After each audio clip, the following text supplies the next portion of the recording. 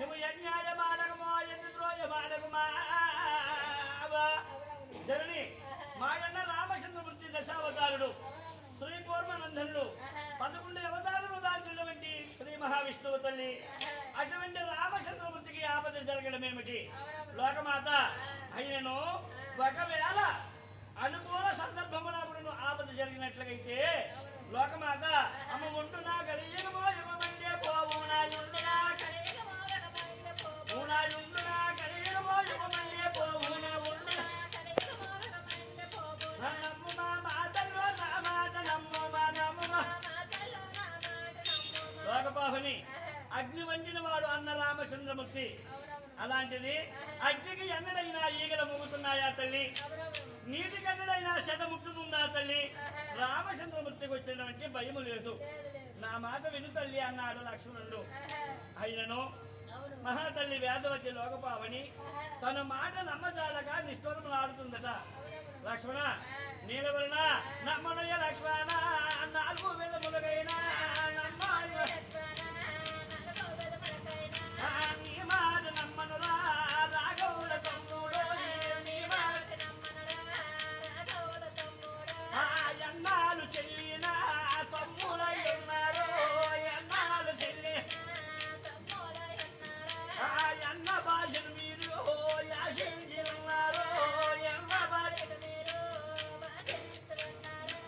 నన్నుంచి హైవోజా మీరేలు పొందోరా నన్నుంచి హైవోజో నీ సూర్య వంశపతి నమ్మ సాధ్యము కాదు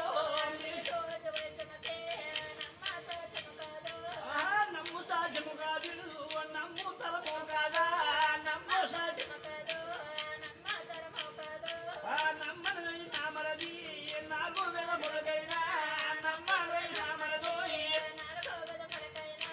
అనేసి సీతాలోకపావుని చెప్తుందమ్మా. వెంటనే లక్ష్మణుడు ఏమనలేక ఏమీ చేయలేక నోరాడక లక్ష్మణుడు మౌనం వసిస్తున్నాడు. అప్పుడు సీతం ఏమనన్నది, లక్ష్మణ అది కాకను మీ ఇద్దరంట దెబ్బలకి ఎరపరలు కలుగుతున్నాయి. ఎందుశాతం తెలుసునా? పోయి నీలవర్ణ లక్ష్మణ నేను ఒక తల్లి పుత్రుని కారోయన అమరదే ఒక తల్లి పుత్రుని ఆహా తల్లులో ముగ్గురి తండ్రి వాక తల్లులో ముగ్గురా లక్ష్మణ ఎందు చేతన నీకు ఎరపరుల ఎందు చేతన నీకు లక్ష్మణ నమ్మనది నామరది 4 వేదములకైనా నమ్మనది నామరది.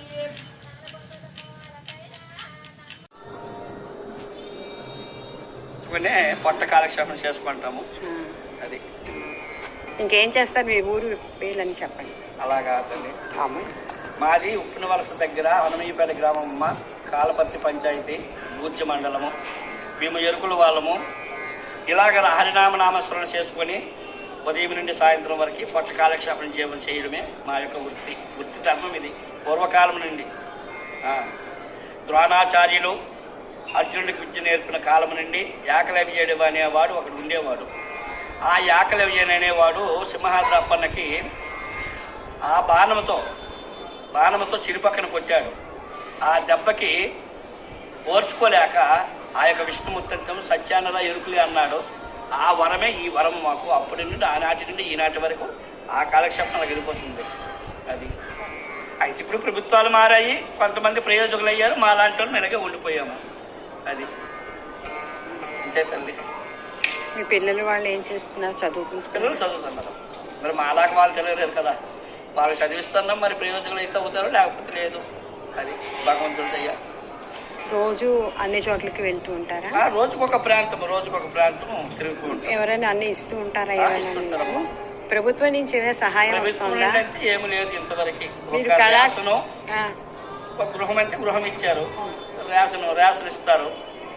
అటుపైన నాకు ఏజ్ కూడా అవ్వలేదు, లేదంటే పెన్షన్ వచ్చింది. అదే కళాకారుల పెన్షన్. కళాకారుల పెన్షన్ కంటే మరి మా పంచాయతీలో మరి ఆ బాగా చేయలేదు, నేను పెట్టలేదు. మీకు ఎంత వయసు ఎంత ఉంటుంది? నాకు 47 ఇలా ఉంటాను. అయితే రాదు, అది 60 ఉంటుంది. 60 మరి ఈ 50 అయితే మరి ప్రభుత్వం ద్వారా ఈ పెన్షన్ వచ్చేస్తుంది కళాకారుల పెన్షన్ కన్నా. అది సరే సరేనమ్మా. ఉండండి.